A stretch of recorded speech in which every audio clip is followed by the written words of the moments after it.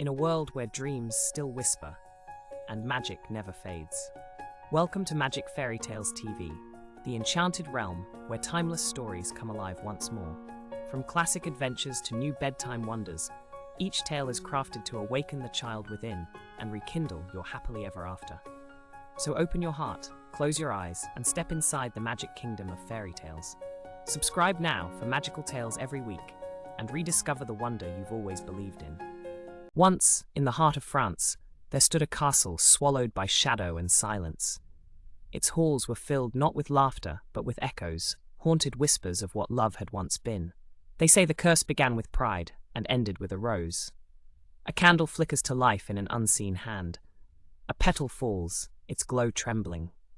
Tonight, we begin where beauty meets the beast, where love dares to bloom, even in the darkest chambers of the heart. Beauty and the Beast, once upon a time, in the heart of a forgotten province, where the forests grew thick with whispering pines, and the wind carried the scent of wild lilac, stood an ancient chateau cloaked in perpetual twilight. Its towers reached into clouds that never quite parted, and ivy crept across its cracked stone walls like veins of time itself. They said a noble prince once lived there, proud, beautiful, and cruel in the ways of the young and powerful.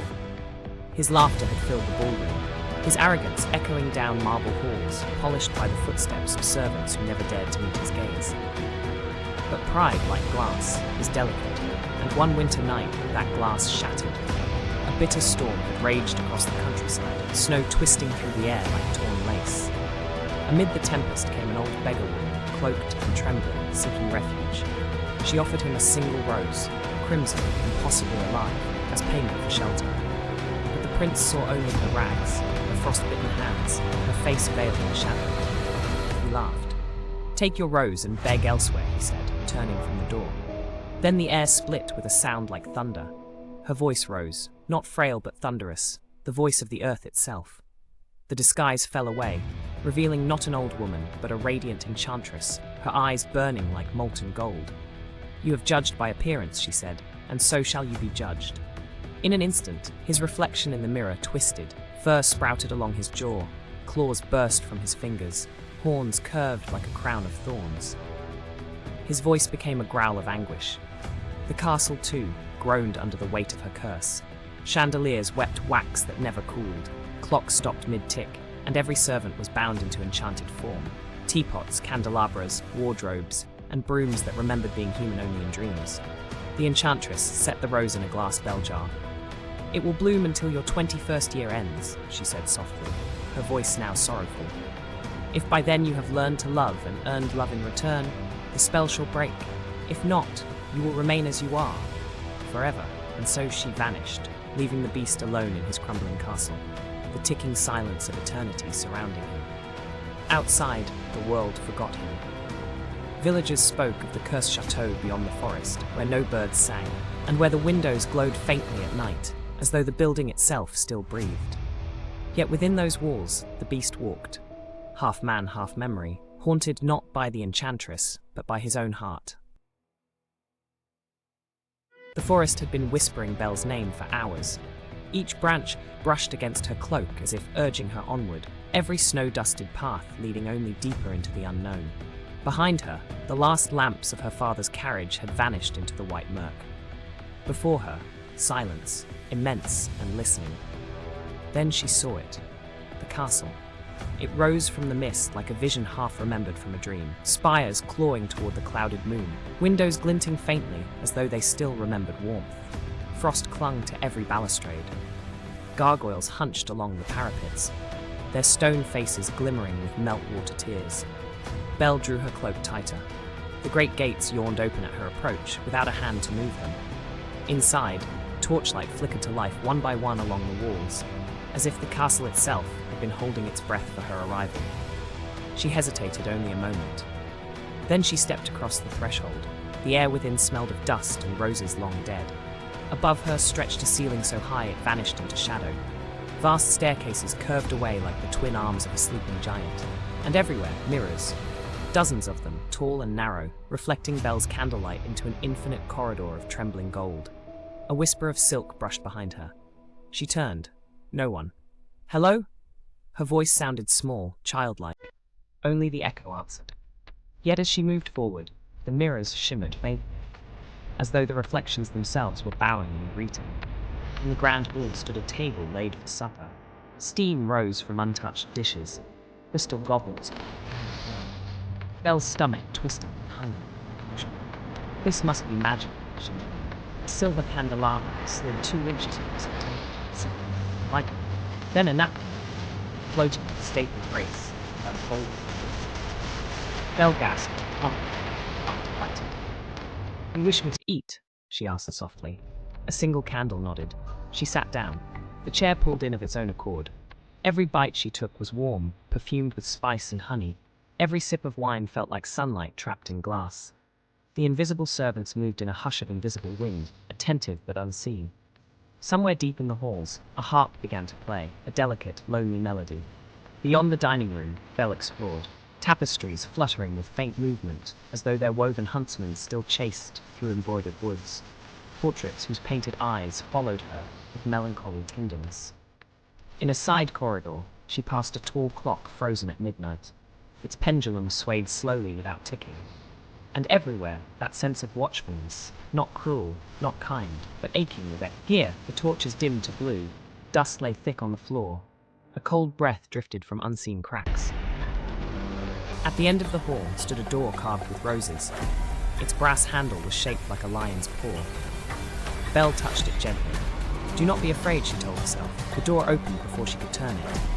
Inside lay a vast chamber suffused with shadow and moonlight. Curtains hung like waterfalls of velvet. The air smelled faintly of wood smoke and old books. At the room's center, by a dying fire, stood a figure. He was immense, cloaked in darkness. Horns curved from his brow. His eyes glowed amber. Belle froze. The creature did not move. He simply looked at her, as if surprised that she was here. Who are you? His voice was thunder. You entered my home unbidden. I was searching for your father. He was lost, treacherous, and I came to him and listened. Pause. Then the beast stepped closer into the fire. The glow revealed fur, matted, claws dulled not from cruelty, but from wear. His garments were noble once, now tattered, embroidered with the memory of a prince. Belle trembled yet did not flee. Something in his eyes, a sorrow deep as winter, held her there. I will not harm you, he said at last, but your father's debt must be paid. She lifted her chin, then let it be paid by me. The beast turned aside sharply, as if struck. You would stay here? Forever? Belle's voice barely quivered. If it spares him, yes. Silence pooled between them like candle wax. Then the beast bowed his great head. So be it. Days passed, or perhaps weeks. Time in the castle folded like a dream. Belle discovered that the unseen servants tended her with quiet devotion. Fresh gowns appeared each morning. A fireplace always waited lit, yet loneliness hovered like mist. She spent hours walking the halls, tracing the carvings on the balustrades, reading half-crumbled books whose words shifted like ink underwater. The mirrors no longer frightened her. Sometimes she caught glimpses in them of what the castle used to be. Gleaming chandeliers, laughter, music, sunlight. And always she felt the presence of the beast, not near, never far. In the evenings he would appear at dinner. He ate little, spoke less, yet listened intently whenever Belle spoke of her father, her village, the world outside. Sometimes she thought she saw gratitude soften his gaze. Other times, despair. One night she dared to ask, were you always as you are now? The beast's claw paused midway to the goblet. There was a time, he said slowly, when I believed the world owed me beauty. And now I see it only ever offered me a chance to learn it. Belle smiled faintly. Then perhaps you have learned more than most princes. For a heart in the west corridor, she found a hidden garden beneath a glass dome, its roses still alive despite the winter. They glowed faintly, each bloom trembling as if breathing. In the center rose one perfect flower beneath a bell jar, its petals falling one by one into a silver basin. She reached toward it, entranced. Do not touch that, said the beast from the shadows. His voice trembled, half plea, half command. Belle turned. Why? It's beautiful. It is my curse made visible. He stepped closer. The candlelight brushed the curve of his horn, the edge of his sorrow. When the last petal falls, he whispered, so shall my heart. Belle looked from the flower to his face and felt, for the first time, the ache behind the monstrous form, a man trapped within his own despair. "I will not let it fall," she said softly. The beast gave a sound that was neither laugh nor sigh. "No one can stop time, Belle." "Perhaps," she answered, "but we can fill it with kindness." Outside, the wind howled around the towers, scattering frost like silver dust. Inside, a candle burned steadily between them, and somewhere in the unseen rafters, a pair of invisible hands drew the curtains closed, gently, as if protecting a fragile promise. Thus began Belle's life within the castle of living shadows, half dream, half prison, haunted by whispers of what once was. But in the darkness of its corridors, in the flicker of every enchanted candle, something faint and defiant began to stir, a warmth that neither curse nor time could wholly extinguish. And the beast, though he did not yet know it, had already begun to change. Morning drifted into the castle like a guest who had forgotten the way, hesitant, curious, and kind. The first shafts of gold slipped through the gauzy curtains of Belle's chamber, scattering themselves across the velvet drapery and a tray of untouched breakfast fruit. The room, though vast and echoing, felt less cold today. The light had softened it, revealing threads of gold embroidery glimmering faintly in the hangings.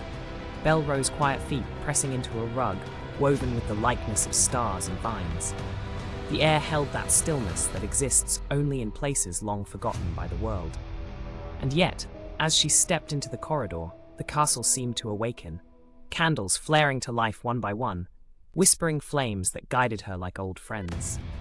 She wandered past portraits whose eyes no longer felt so watchful, past armor that seemed merely asleep rather than menacing. The enchantment, once oppressive, now pulsed like a great creature breathing softly in its slumber. When she reached the grand staircase, a silver voice spoke, half wind, half sigh. "If you follow the scent of roses," it murmured, "you will find the heart of this place." Belle turned. No one stood behind her. Yet a faint fragrance, roses and rain and time, drifted from a half-open door at the corridor's end. The door led her into what seemed a forgotten world. It was a garden, vast and alive beyond reason. Sunlight poured through the broken dome above, scattering upon a sea of roses, lilies, and silver vines that shimmered as though touched by starlight even at noon. Birds flitted among the trellises, fountains whispered stories in languages of falling water. And in the center stood a great tree, its branches heavy with crimson blossoms that fell like slow snow whenever the breeze dared pass. The petals brushed her hair, her cheeks, and the air smelled sweetly of memory. For the first time since she had arrived, Belle smiled. She knelt by a pool to trace the reflection of the petals upon the water, and gasped. For beside her reflection appeared another, vast, indistinct, and still. The beast stood behind her, silent, his shadow stretching long across the petals. Belle rose, uncertain whether to flee or curtsy. He looked almost human now, though his form was no less fearsome. The morning light had gentled his features, softened the fangs that once gleamed in threat. His eyes, still golden, carried something fragile, the hesitation of one who fears to break what little trust he holds. "I did not mean to startle you," he said, his voice deep as the earth itself. "You did not," Belle replied softly, though her pulse still sang. "It is beautiful here." The beast inclined his great head, as though unsure whether he deserved the compliment. "It remembers what it once was," he said at last. "This garden was planted for joy, long ago. Now it blooms only to forget." Belle tilted her head. "And yet it still blooms. That must mean it remembers how." For a moment, silence grew between them, soft and living. Then he turned slightly, his mantle brushing fallen petals into a red trail behind him. "Would you walk with me, Belle?" She hesitated, then nodded. They walked the winding paths, the beast a pace behind, as though afraid to disturb her. Each turn revealed another small marvel, a songbird that perched unafraid on his horned shoulder, a rosebush that leaned toward him as he passed, its blossoms sighing open. Belle watched all this with wonder. "They love you," she said, almost to herself. "They obey the spell," he answered. "That is not the same thing. Perhaps not. But affection cannot be commanded," she said quietly, "only inspired." Something changed in his expression then, so subtle she almost missed it. A flicker, a soft undoing of years' worth of bitterness. He glanced at her, and the faintest smile, awkward, unpracticed, touched his lips. As they reached the great tree once more, Belle's eyes caught a strange carving upon its trunk, initials interwoven, half hidden by moss. She brushed the green away to reveal two letters, A and L, joined by a single curling vine. "Who were they?" she asked. The beast's voice was very quiet. "My parents," he said. "Once upon a time, this garden was their promise to each other. When I was a boy, I believed its magic was love itself." Belle turned toward him, seeing for the first time not the creature, but the man imprisoned within the creature. "And what do you believe now?" He looked away, the wind moving through his mane. "That love is a spell no mirror can undo." They lingered until the sky turned to molten amber, until the fountains reflected evening stars. When at last Belle turned to leave, she caught his gaze again. No command in it, no plea, only a question unspoken. "Will you come again?" She smiled and said, "Tomorrow." The beast bowed slightly, an ancient gesture of courtesy that trembled with hope. As she stepped back through the door, the castle seemed to sigh, light blooming softly in every corridor she passed. And in the garden, beneath the tree of falling petals, the beast remained still as dusk swallowed him whole. Yet for the first time in years, he did not feel alone. The ballroom had fallen into quiet twilight. Gold light bled through the tall arched windows, mixing with the dusk beyond, a tender hour caught between hope and farewell. Belle moved through the silence as though through a dream. Her gown shimmered faintly, catching whispers of candlelight that trembled in glass chandeliers. The beast stood a little apart, his broad shoulders haloed in shadow, eyes reflecting something more fragile than the curse itself, longing. The enchanted rose glowed at the heart of the room, each petal a heartbeat suspended in light. It pulsed softly, like a secret trying to remember its own name. "Why does it fade?" Belle asked, her voice trembling with both wonder and ache. "Because love," the beast replied, "is both the promise and the test." His words seemed to fill the great hall, brushing the portraits whose painted eyes had seen centuries. Somewhere above, a hidden clock chimed, marking another moment closer to the end. Yet in that instant, neither moved, for between them hung the fragile beauty of understanding. He looked at her as though she were light returning to a long-forgotten garden. She reached toward the rose, but did not touch it. Her reflection trembled on the glass dome. Two souls mirrored in the shimmer of hope and doom. And as the candles guttered low, the wind outside carried the faint scent of roses through the broken windows, like a promise whispered to the night. Even in darkness, her thoughts whispered, "Love still grows, like a rose that refuses to die." The night had been long, heavy as a held breath. Through the twisted corridors of the enchanted castle, silence lingered like mist. Not the peace of slumber, but the fragile stillness before a storm decides to break. In her chamber, Belle sat by the fading fire. Its embers glowed faintly, tracing warmth over her pale hands folded around the rose's glass dome. Beneath it, one fragile petal trembled and fell.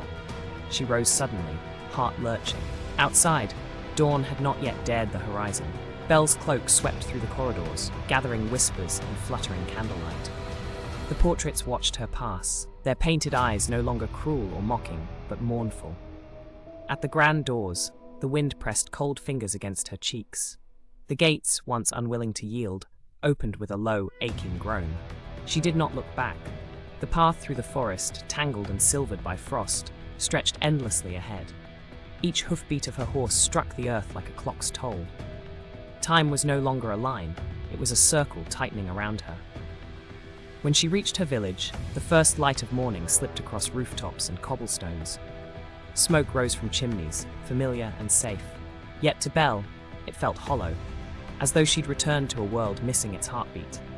Her father embraced her, relief breaking through tears, but her voice trembled as she spoke. "He let me go." Because he was dying. There was no decision left to make, only the path back. By the time she returned, the skies had darkened again, a storm clawing at the turrets. Belle dismounted and ran through the garden where roses once grew wild. Now their stems hung like sorrow, and the marble fountain was still. Inside the great hall, shadows breathed. The beast lay near the grand window, a giant stilled. His fur, once burnished with quiet strength, was dulled by twilight. Around him, the air shimmered faintly, the last breath of enchantment. Belle fell to her knees beside him. "I came back," she whispered. "Please, you must not leave me now." But his eyes, those deep human eyes, were half closed, lost in some dream where pain and peace blurred together. "You are here," he managed, voice barely a thread. "That is enough." The final petal drifted free. It touched the floor, and silence fell like a curtain. For a heartbeat, all was still, no sound, no breath, only the faint pulse of candlelight reflecting in the glass dome. Then Belle bowed her head. Her tears fell freely, tracing the beast's face, washing away the last mask of fear. "No spell," she said softly, "can cage what love has made free." And she pressed her lips to his brow. The air rippled, a sound like a sigh, and suddenly the castle exhaled. Candle flames rose bright and gold, tapestries shivered as though waking from centuries of sleep. The mirrors blazed with reflections of living faces, the servants, freed from their silent enchantment, gasping in disbelief. Then the light gathered into the beast's still form. The monstrous features dissolved, not erased but redeemed. And where once had knelt a creature of shadow, there now lay a man. He breathed, raggedly as one tasting air for the first time, and opened eyes not of beast nor ghost, but of quiet humanity. Belle staggered back, tears bright with awe. "It was you," she whispered. "Always you." He reached for her hand, wonder and disbelief. From turret to hall, the castle bloomed anew. Vines straightened into garlands of gold. The walls breathed colour. The chandeliers burst into living flame. Laughter and music swept through corridors once thick with gloom. In the courtyard, the statues turned their faces to the light. The roses stirred, whole again, their petals trembling with dew and sunlight. And as dawn finally crowned the horizon, the first light spilled through every window, painting gold upon stone. The curse was broken, not by beauty alone, but by the love that saw beyond it. Epilogue. Days passed, though it felt like moments spun from dreamlight. The once feared castle became a beacon of music and warmth. The villagers, long distant, returned in cautious wonder, carrying baskets of bread and bouquets of wildflowers. Belle walked often in the garden. The beast, now a man with kind eyes and quiet laughter, followed her there, both of them pausing beneath the great rosebush where it had all begun. "Do you ever miss it?" she asked softly. "The enchantment?" He smiled, looking to the horizon where dawn met mist. No spell could hold what we have now. And somewhere in the breeze, faint but familiar, came a whisper, the memory of old magic, lingering not as curse, but blessing. So ends the tale of Beauty and the Beast, not with an ending, but a beginning. For love, once awakened, does not sleep again. May we all learn to see beyond the mask, and listen for the light within every shadow. And if you listen closely, when roses bloom in the hush before dawn, you might still hear the echoes of the castle that learned to feel again. If you love reimagined fairy tales filled with heart and atmosphere, subscribe and turn on bell notifications to journey deeper into the world of Magic Fairy Tales TV. Leave a comment sharing your favorite moments or lesson from the story. Support this story by liking, sharing, so it can recommend it to others.